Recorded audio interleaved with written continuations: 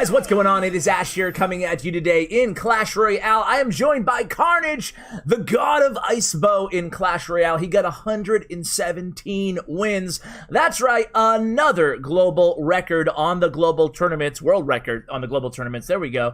And today I have invited him back on the channel. We're going to cover some strategy tips for Xbow, which generally speaking has a little bit of a higher skill cap, at least according to Karnage, than the traditional 2.9 Xbow cycle.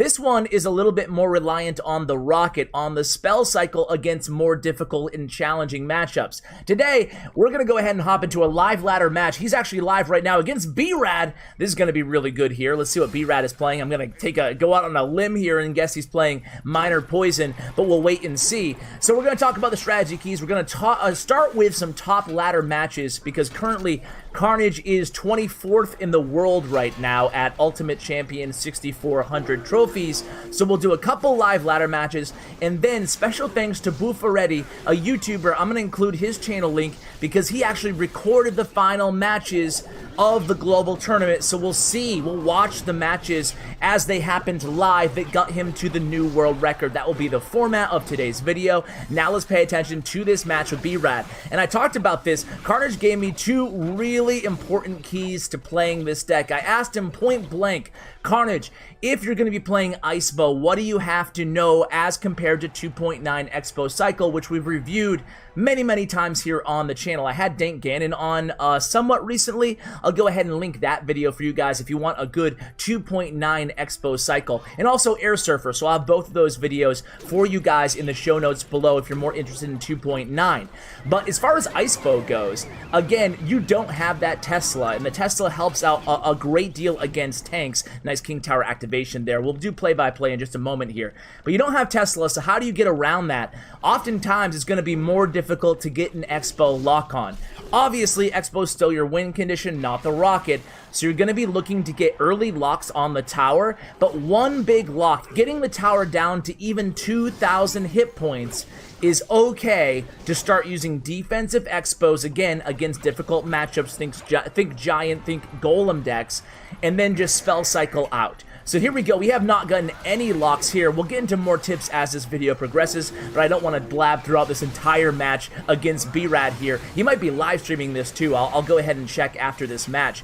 Either way, P.E.K.K.A does intercept that, and you can see B-Rad's deck. It's P.E.K.K.A, Bar Barrel, and then some bait basically in there. Now, traditionally, this would be a matchup in the advantage of Karnage, but because he has the Barbarian Barrel instead of Log, I think it's about a 50-50 match here. Barbarian Barrel is basically the #1 meta weapon right now against Xbow. Anybody who plays Xbow knows. And I asked Karnage about this going into this video. What do you do about Barbarian Barrel? Because it's everywhere right now. I wouldn't be shocked, honestly, if Barbarian Barrel gets a nerf. I don't know how you guys feel about that. Just based on the use and win rates right now, it's just crazy still, the Barbarian Barrel. Either way, how do you get around that as an Xbow user? And Karnage said this is very important. He's always going to be saving his Log and Skeletons to combo. And you saw actually earlier in this match.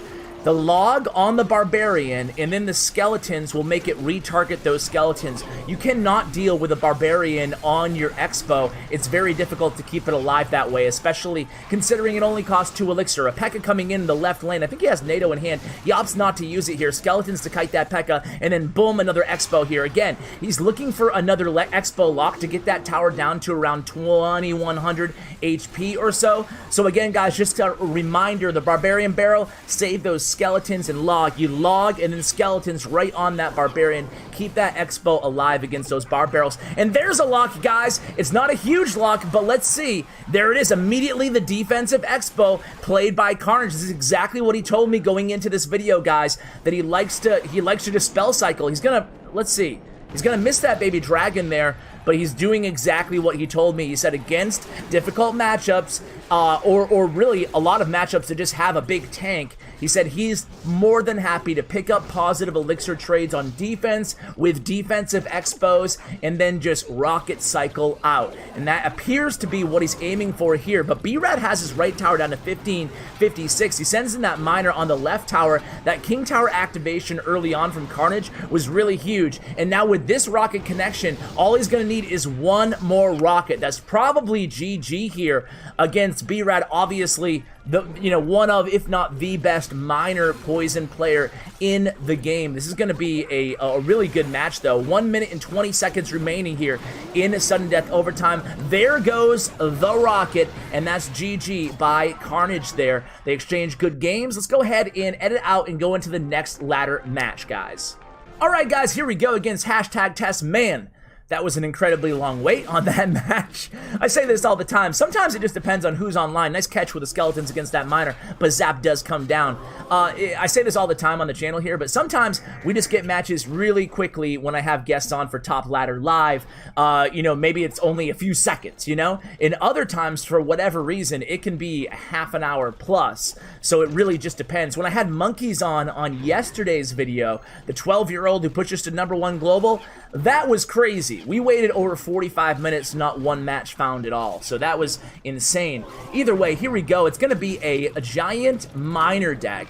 Probably a triple spell deck, considering he has Log and Zap. Probably also is running Fireball or Poison in this deck.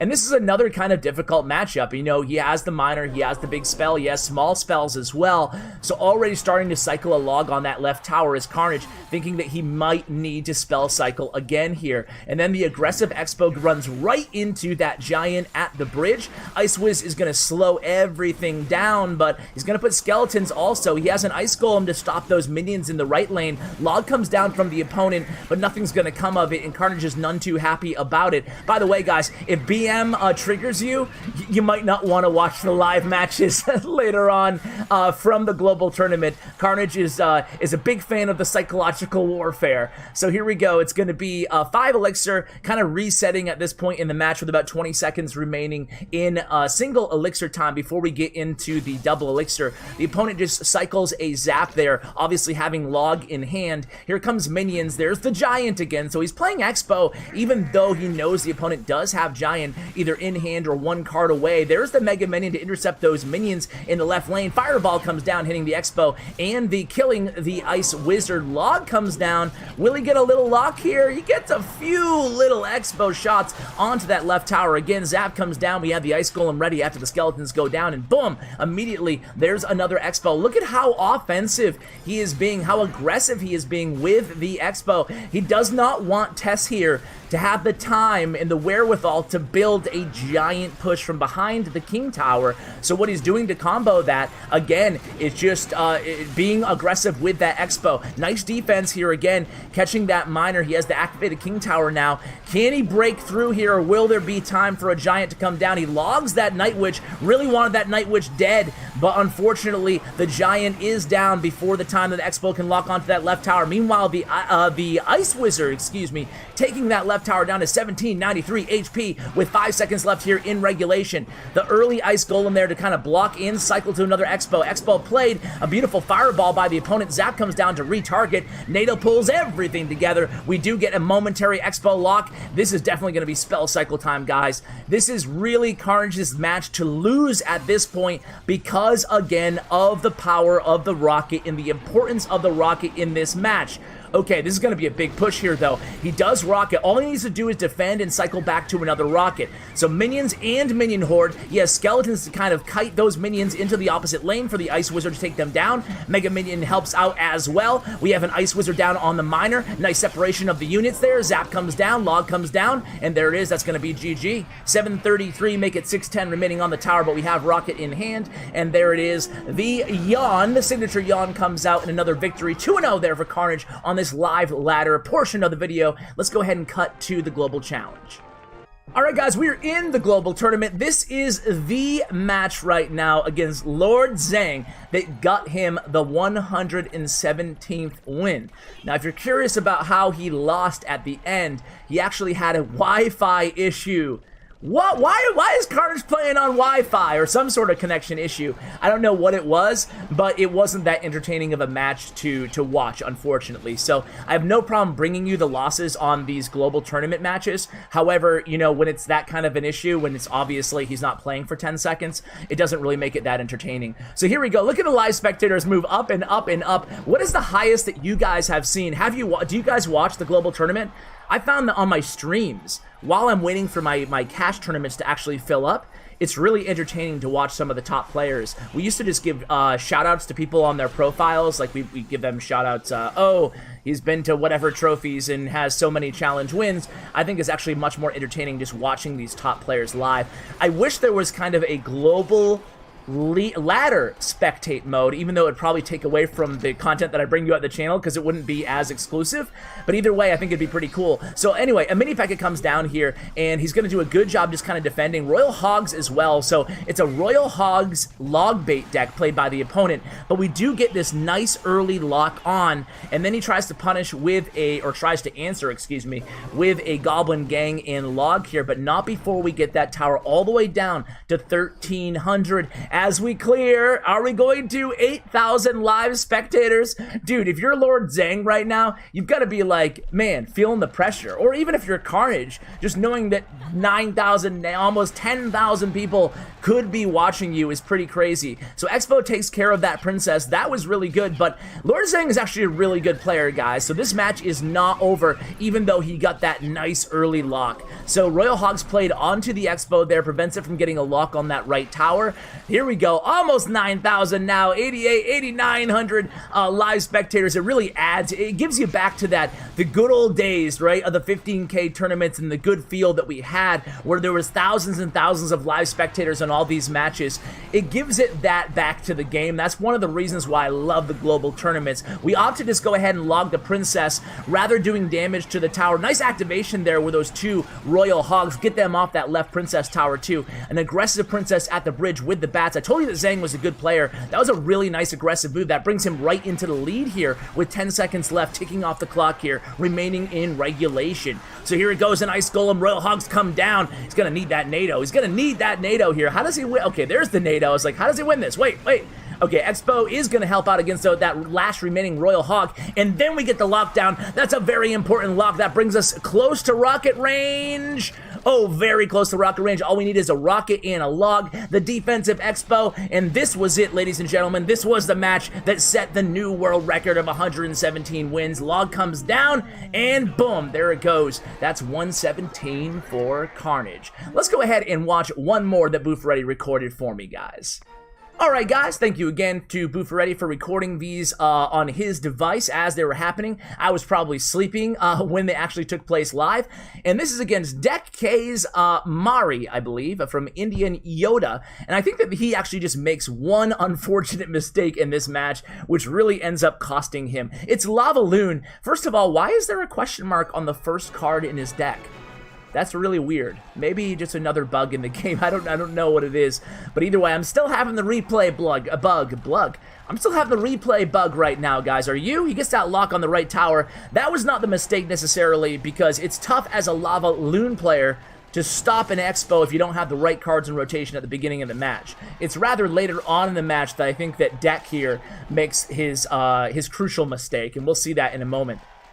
So, yeah, I'm still getting that bug thing. I don't know what's up with that. What's up with the game crashing after I'm done playing replay? This is the big mistake right here. You know, if you're going against an Xbow player, you know they have either Fireball if they're playing 2.9 or Rocket if they're playing Icebow, right?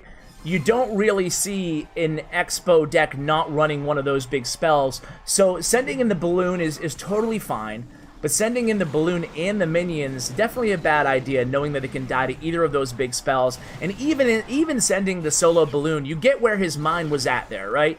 He was going down the lane. He knew that the opponent had, that Karnage had NATO and Ice Wiz in cycle there, so he decided to go the opposite lane, and there it is, missing that Valkyrie on that connection. He gives the oops. He really needs a miracle at this point to come back. This is actually, I think, win number 115 here, and this kind of, the reason I decided to show this one is A, it's Lava Loon, and I figured I'd give you guys somewhat of a template, even though the opponent admittedly did make a couple mistakes here, but B, I want to kind of prove a point or just illustrate a point about these global tournaments and get your feedback on them, and then I'll give my opinion.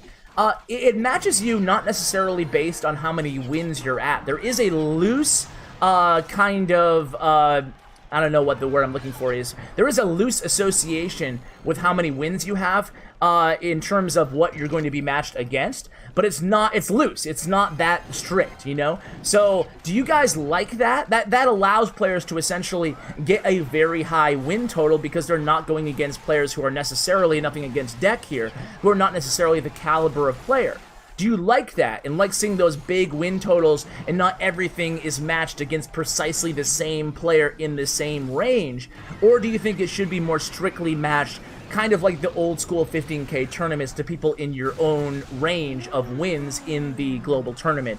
Let me know what you guys think about that. My opinion is, it's tough, right? Because I tend to say that I'd rather have it be close and have everything be ultra competitive when you get that high. But at the same time, there is something to be said to having it just more relaxed and seeing those big win totals and following a player given, you know, especially a player who has a really strong specific archetype like Karnage, like Air Surfer, to follow them and see how they do and have them get those high win totals. That's cool too, right? So I think that maybe, not to cop out of this question that I'm proposing to you guys, but I think that maybe what I would do is just tighten it up a little bit more, but keep it relatively loose. I would like to see higher competition because sometimes it's just luck of the draw. If you get to 30 wins or you get to 80 wins, you could go out, your next match could be against a great player or not a great player, and it's kind of arbitrary. So what do you guys think about that? Let me know. Guys, thank you for watching all the way till the end. Check out Karnage's player stats and profile and his Twitter account. Everything will be listed to get in touch with Karnage in the show notes below, along with those other 2 videos. Now would be a great time to check out the Dank Ganon or the Air Surfer video in case you missed those guys. And a huge shout out to Bren Chong, my YouTube partner. Check out his information in the description below. Thank you for watching, guys, and as always, take care, guys.